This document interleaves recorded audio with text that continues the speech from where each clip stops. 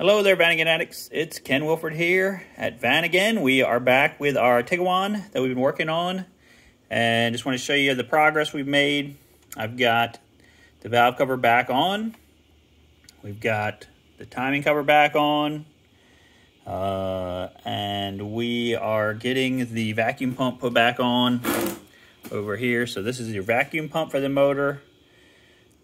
Probably because it's a turbo, I imagine it doesn't have enough manifold pressure to do things, so you have to have your own vacuum pump, which is driven off of the end of the camshaft here, and it's also driving a high pressure fuel pump right here also, which I have to finish putting that back together. It was like 6:30 on Friday and I gave up. So, so far so good. We got this all put back together to this point. We've also got our PCV valve back on the top here, and that's all torqued down. And I'm trying to think, there was something else I was going to tell you guys about. I did get my crankshaft holder tool. That's already came in, but I'm still waiting on this one little tiny piece of plastic for this injector to get that back, or I would have, started to put the intake back. So basically, at this point, if I can get the intake put back on and finish putting this back together over here, then we're just down to, on this side, the timing belt tensioner. So I'm looking at, so people were asking me, like, why are we doing this? Why did we have to do this project? So many oil leaks. As I've been investigating this and taking it apart, basically, like, this valve cover itself is just sealed on with, the original stuff reminded me of that Indian head engine sealant that they used to use back in the day. Like, say you would seal a bug engine together with. That's what it reminded me of. It was very hard, very brittle. It was hard to get off. You had to scrape it off, scrape it off, scrape it off. The new stuff that I put on, I think it's going to be a lot more pliable. So when you put on this new stuff, you can kind of see it here squished out a little bit.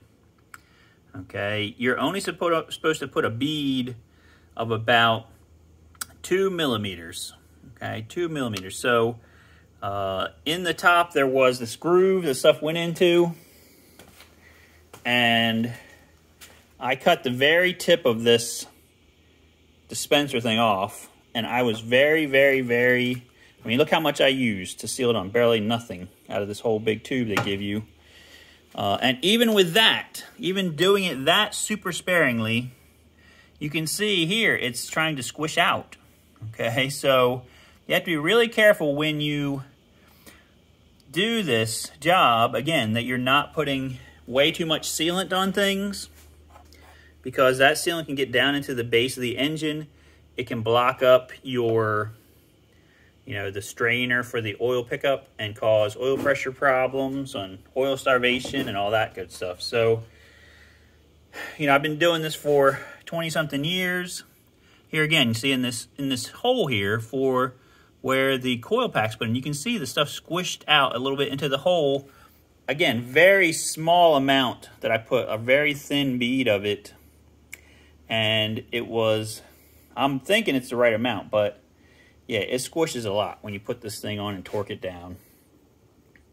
So that's one thing I would say. If you're doing this, be careful about your amounts of sealant. I didn't put any sealant on the water pump. They don't want you to put any, so I didn't put any on there. I just lubricated the oil O-rings with antifreeze and put it together that way. On these seals here, okay, so there actually is a rubber seal around this upper timing cover.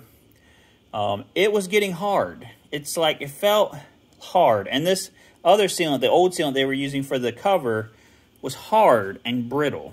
So what I'm assuming is going on is there's some kind of reaction happening. They chose the wrong sealant, okay, for this cover. And over time, heat cycles and age and whatever, that sealant just starts cracking different places, and then you get all these leaks. I'm hoping that the new sealant we have now, which looks pretty much like Vanagon head gasket sealant, like the black stuff, that's exactly what it is. Okay, that's the new stuff they supply in the kit. that doesn't get super hard. That stays, you know, flexible. I think that's going to hold up a lot better over the time. And then this rubber gasket around here and this gasket around here, I'm pretty sure they were both leaking around the sensor. This is a cam position sensor here. They were both leaking. Those were rubber gaskets, and they were getting hard. Okay, they were getting hard. So I'm thinking like there was some kind of reaction happening. They chose the wrong sealants. They chose the wrong compounds for the rubber.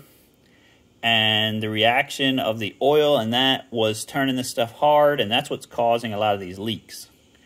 So hopefully replacing all these gaskets, replacing the sealant is going to not only stop the leaking for now, but if they've updated things, it will make it better in the future. So in other words, 100,000 miles from now, maybe we won't have to do this again. Okay, this has only got 85,000 miles on it. As I've said before, way too low to have this problem, in my opinion. This should be a warranty issue as far as I'm concerned.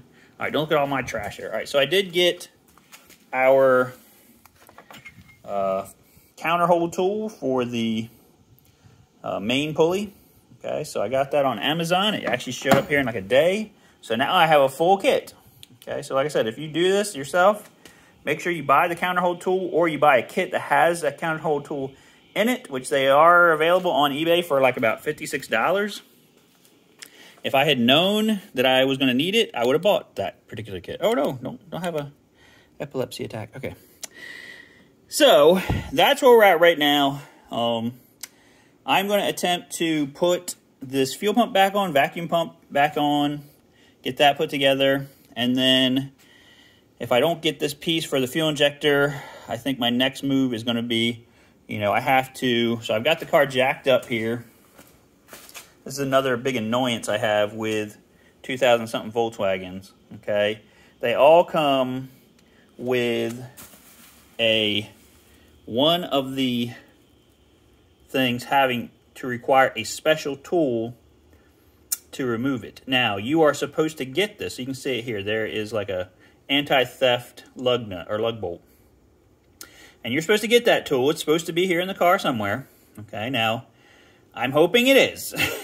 Okay, usually wherever your spare tire is, there's a foam piece, and then this little doodad is supposed to be in there that you shove into this hole, and it gives you a hex like the rest of them, so you can take that off. But I'll tell you what happens 9 times out of 10. Some tire shop down through the time has lost it. And now you're stuck on the side of the road. You need to replace your tire. You got a nice full-size spare, because Volkswagens are good that way. And you can't get your tire off because of this dumb thing right here. And again, we live in the nowhere land in New Jersey, South Jersey. This is like the rural, very rural area. I have never had a person steal my rims off of my car. I've had people steal a rim out of the yard that was not secured. But off the car itself, no. Okay, so I'm not worried about that. So if you have a Volkswagen, say, from 2000 on, and you don't know about this issue, definitely take a look at your tires and your lug nuts. Make sure you know where that special lug nut tool is, and or remove it and put in a regular lug bolt so that you won't worry about whatever. But anyway, so why am I talking about this wheel? So I have to take this wheel off, and then in here in the wheel well is an access panel to get to this lower timing cover to check the timing belt tensioner. So that's the next thing we got to get into that. So that's what's going on for right now, guys. This is Labor Day weekend. Hope you guys have a great Labor Day weekend. Enjoy spending time with your family. Put another shrimp on the Barbie for us. And we're going to hopefully have some fun family times also on Monday. But I hope you guys are having a great rest of your weekend. Please like, share, subscribe, and let me know what you think about these videos if you're still enjoying them, and we'll keep making them. All right, have a great one. Bye.